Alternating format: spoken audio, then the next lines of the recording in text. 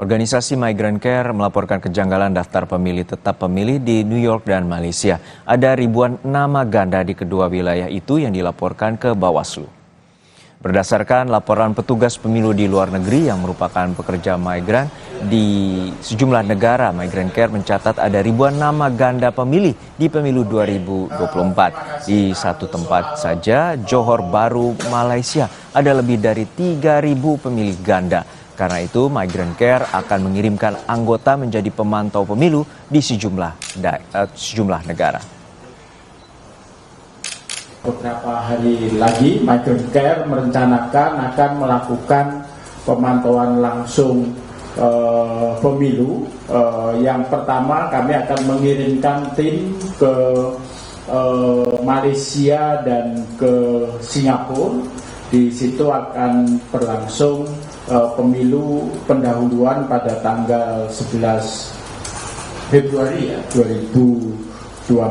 Kemudian kami juga akan mengirimkan tim ke Hong Kong dan ke Taiwan.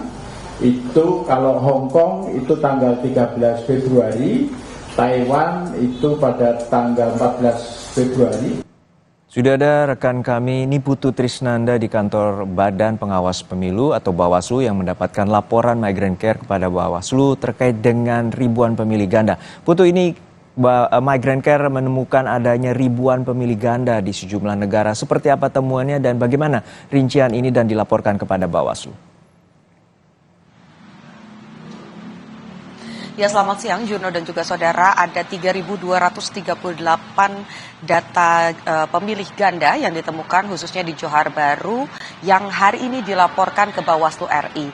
Ini juga membuat Migrant Care mendorong agar Bawaslu ini bertindak tegas kepada KPU karena bukan kali pertama tetapi sebelumnya juga sudah sempat disampaikan, sudah dibuat juga laporannya dan ditindaklanjuti oleh Bawaslu. Ada data ganda di daftar pemilih luar negeri yang berada di New York, angkanya hanya 374. Sementara yang terjadi di Johor Bahru ini jumlahnya lebih dari 3.000 daftar pemilih yang angkanya ganda. Bukan hanya itu saja, tetapi juga ada kejanggalan-kejanggalan lain yang ditemukan dan juga dilaporkan pada hari ini.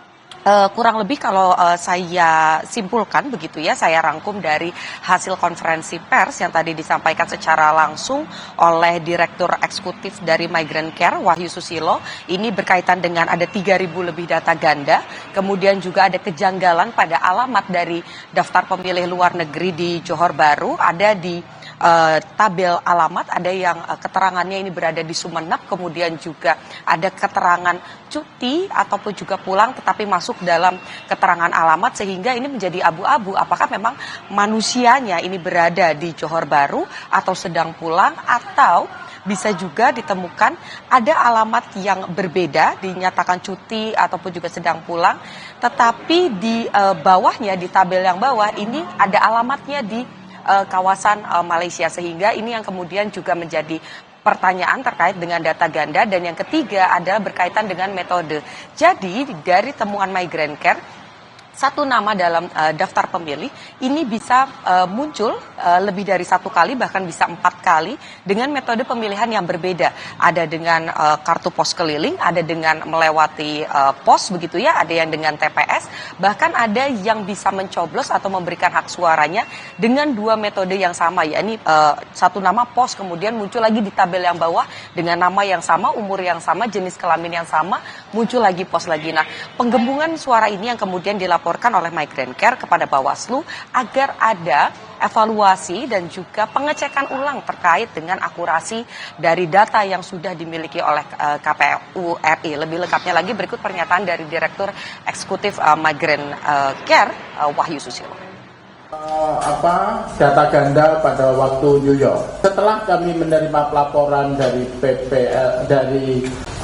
teman-teman New York, kami juga mendapatkan pelaporan mengenai kejanggalan PPTLN yang diterbitkan oleh PPLN Johor Bahru.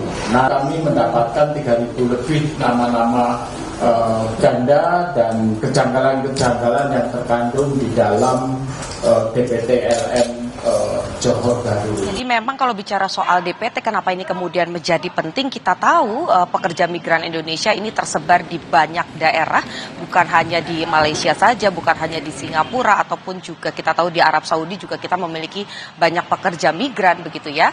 Tetapi yang lebih kemudian menjadi penting adalah jumlahnya yang begitu banyak. Dari KPU sendiri mencatat ada kurang lebih ada 1,7 juta, padahal kalau kita lihat dari income atau pendapatan negara jumlahnya ini mencapai 3,9 pekerja migran.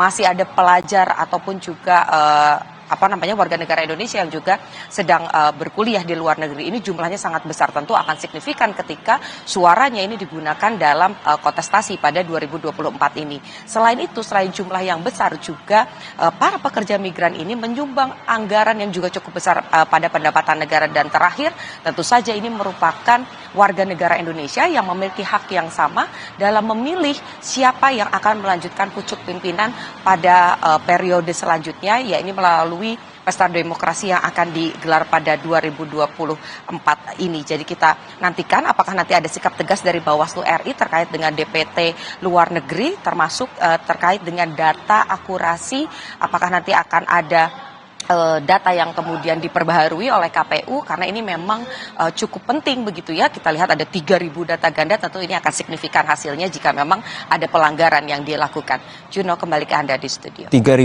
data lebih pemilih ganda, dan temuan ini memotivasi Migrant Care untuk melakukan pemantauan terhadap pemilu. Lalu seperti apa mekanismenya? Nanti Migrant Care juga akan mengirimkan para pemantau ke sejumlah negara lainnya.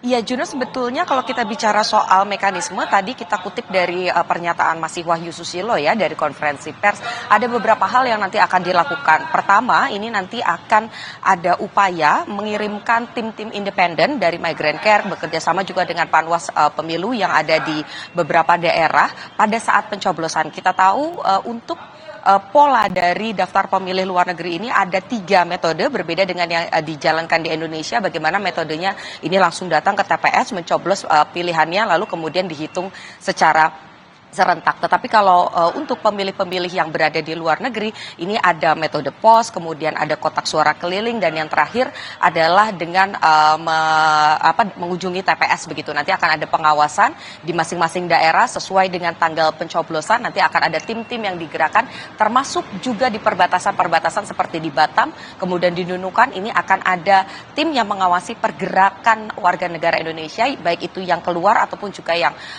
masuk ke luar, ke dalam negeri maksud kami. Juno, kembali ke Anda di studio. Baik, terima kasih atas laporan lengkap Anda, rekan Niputu Trisnanda dari kantor Bawaslu Jakarta. Sesaat lagi saudara akan hadir informasi dari luar negeri terkait dengan tentara Israel diduga menyamar dan menyerbu rumah sakit di Jenin, tepi barat Palestina. Selama serangan brutal Israel, setidaknya 26.000 lebih warga